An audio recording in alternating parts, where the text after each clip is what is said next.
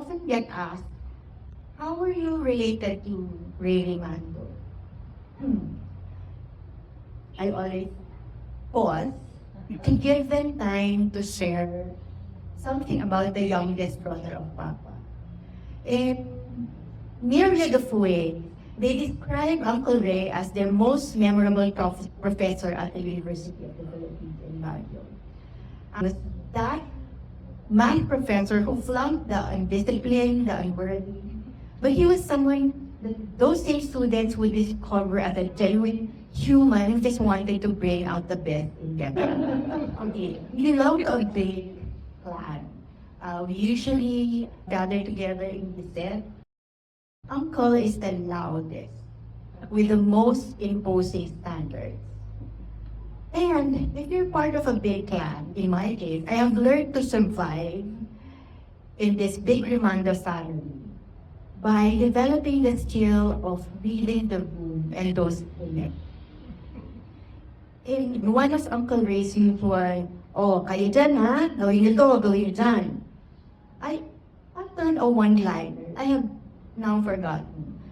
It was an honest and upfront, yet respectful statement along the lines of, you know, we tend to do what we observe, not what we dictate.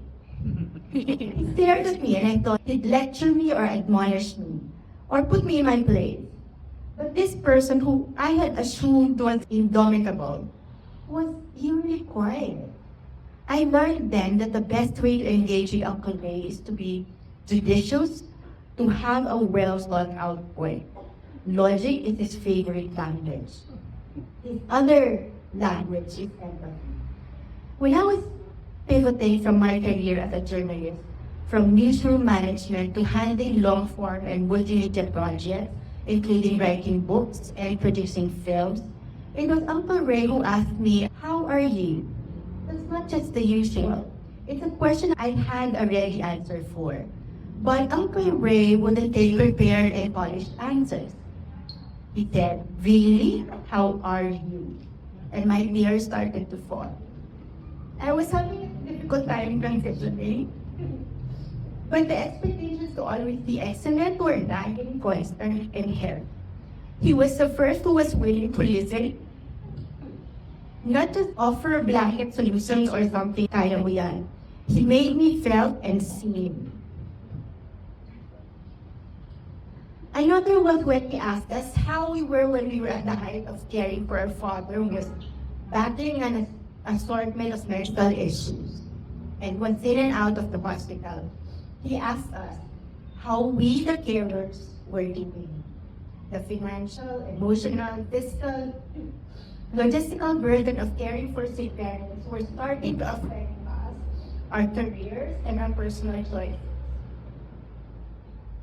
In this society that imposes that burden on children, asking us how we felt was like a big exhale. He didn't judge, he didn't lecture, he made it okay not to be okay, to pause and to take stock, to rest and to energize, and then power to again with our roles and responsibilities. He and his Rimando siblings are very protective of each other, like a wolf pack, guarding the other against harm.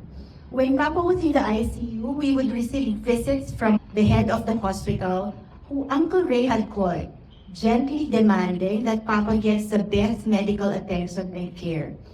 Of course, the same hospital head had an accompanying story of how Uncle failed him in his math subject, not once but twice. He and my Rimando uncles and aunts were present in all Papa's health milestones. So when people ask me how I'm related to Uncle Rey, and after my pause and their litany of memories about him, I respond, yes, he's my uncle. I'm proud to call him my uncle. And I love him. We love you, Uncle Rey.